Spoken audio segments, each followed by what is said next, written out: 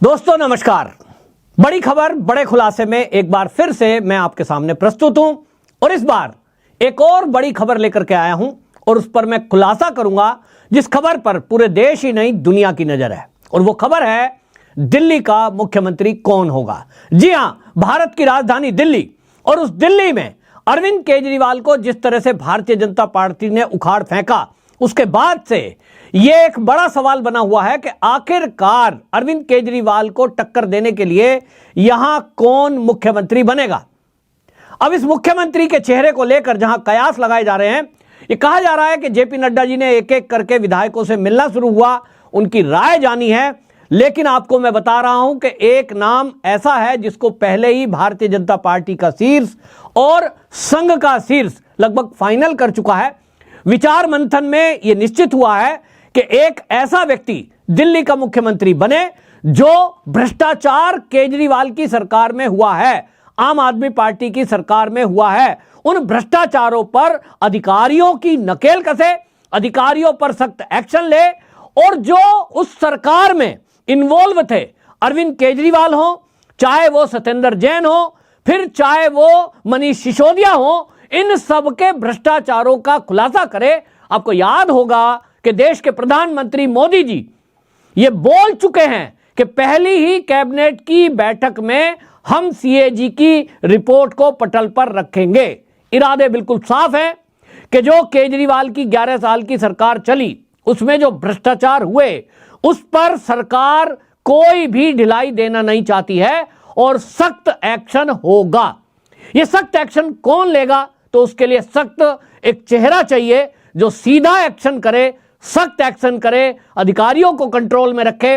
और इसीलिए आपको बता दूं कि पार्टी की पसंद, जो पार्टी का शीर्ष है उसकी पसंद है वो प्रवेश वर्मा। आपको याद होगा प्रवेश वर्मा जो कि साहिब सिंह वर्मा जी के बेटे हैं, वो मुख्यमंत्री रहे थे और वो जाट कम्युनिटी से आते हैं। उनका असर दिल्ली का जो एरिया है, जाट बहुल एरिया है, उनके अलावा राजस्थान में भी उनका प्रभाव है, हरियाणा में भी उनका प्रभाव है और उत्तर प्रदेश में भी उनका प्रभाव है। जाट बहुल होने के कारण जो जाट की नाराजगी है उसके लिए दूर करने के लिए जो प्रवेश वर्मा है वो एक उपयोगी चेहरा हो सकते हैं। दूसरी बड़ी बात, प्रवेश वर्मा भारतीय जनता पार्टी के एक सच्चे सिपाही की तरह पार्टी के लिए काम कर रहे हैं। इसका अंदाजा आप इसी से लगाइए कि प्रवेश वर्मा जो कि 2 बार सांसद रह चुके हैं, 2014 2019, इन दोनों में जो सांसद रह चुका हो, 2024 में पार्टी ने यह तय किया कि इनको दिल्ली की राजनीति में लाना है। और यह वो चेहरा है कि जो केजरीवाल के जितने भी भ्रष्टाचार हैं उसको खुलासा करते हुए घूम रहे। हमने देखा होगा प्रवेश वर्मा लगातार एक सांसद के तौर पर अरविंद केजरीवाल के भ्रष्टाचारों का खुलासा करते रहे हैं। चाहे वो यमुना में झाग उठ रहे हो उसका खुलासा करना हो, चाहे गलियों में टूटी हुई सड़कें हो, चाहे गंदा पानी हो, इन सब पर प्रवेश वर्मा सांसद रहते हुए लगातार प्रहार करते रहे थे। सांसद तो दिल्ली में भारतीय जनता पार्टी के और भी हैं, लेकिन हमने इस तरह से अग्रेसिव मोड में और किसी सांसद को नहीं देखा। और यही कारण है कि पार्टी ने यह विचार किया कि ऐसा एक व्यक्ति जो इतना सख्त है कि जो भी यहां पर अधिकारी हैं उनकी लगाम कस सकता है। और इसीलिए प्रवेश वर्मा को यह कहा गया 2024 में जब लोकसभा चुनाव थे कि आपको दिल्ली की राजनीति में आना है, इस बार हम आपको लोकसभा का टिकट नहीं दे रहे हैं। प्रवेश वर्मा की जगह कोई और होता तो शायद इसे स्वीकार नहीं करता। लोग कहेंगे कि भाई डिमोशन हो रहा है, सांसद से विधायक बना रहे हो। लेकिन प्रवेश वर्मा ने पार्टी आला कमान, पार्टी हाई कमान की इस बात को सहर्ष स्वीकार किया और यही उनकी एक परीक्षा का समय था। एक तरह से उनको परखा गया कि वो करते क्या हैं।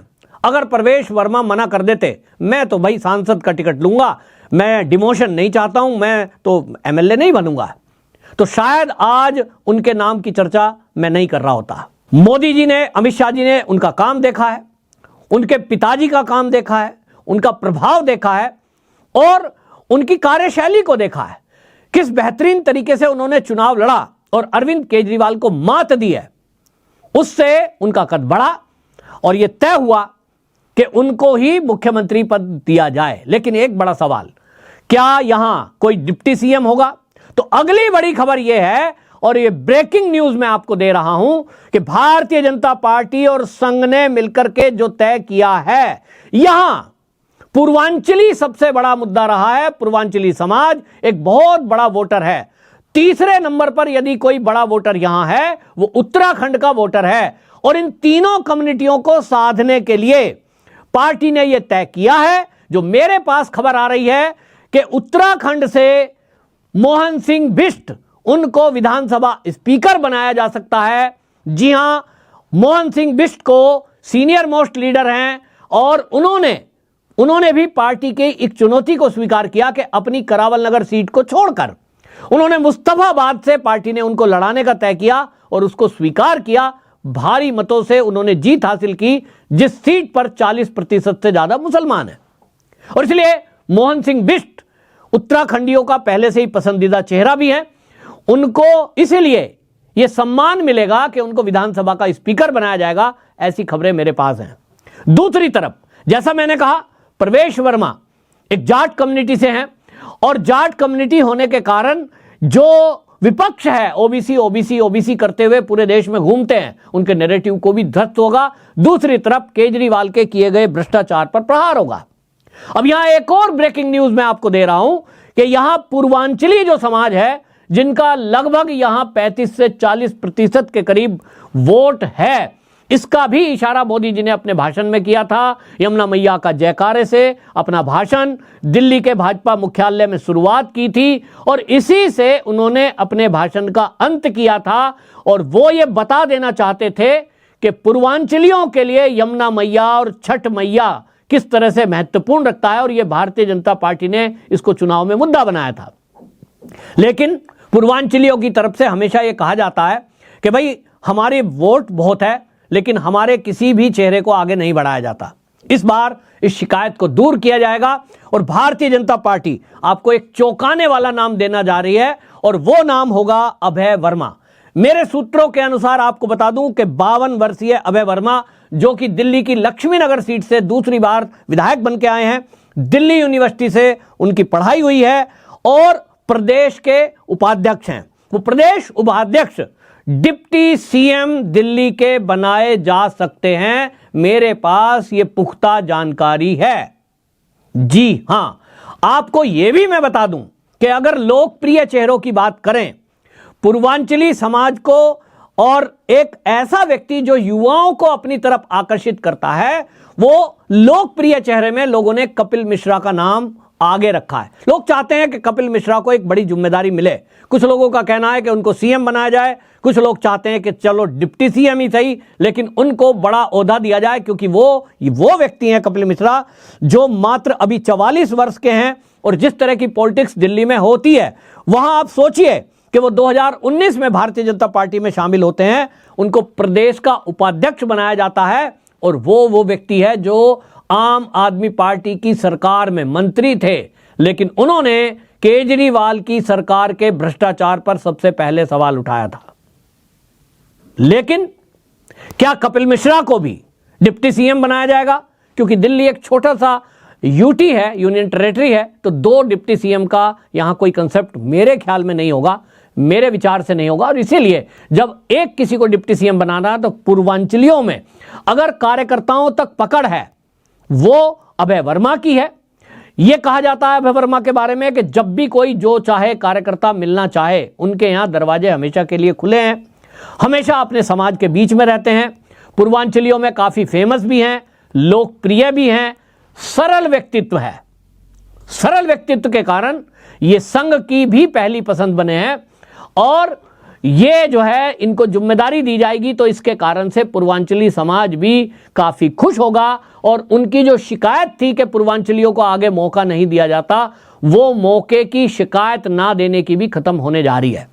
तो एक बड़ी बात है, ये इनको जिम्मेदारी दी जा रही है और सारे देश की नजर इसी पर थी कि दिल्ली का मुख्यमंत्री कौन होगा। तो मैंने ये जो ब्रेकिंग न्यूज आपको दी है, सबसे पहले आपको बता दूं कि जब चुनाव का दौर चल रहा था, 1 महीने पहले जब सीटें डिक्लेयर भी नहीं हुई थी, चुनाव की सरगर्मियां सुगबुगाहट थोड़ी सी चली थी, तभी मैंने आपको बता दिया था कि दिल्ली में भारतीय जनता पार्टी को कितनी सीटें मिलने जा रही हैं।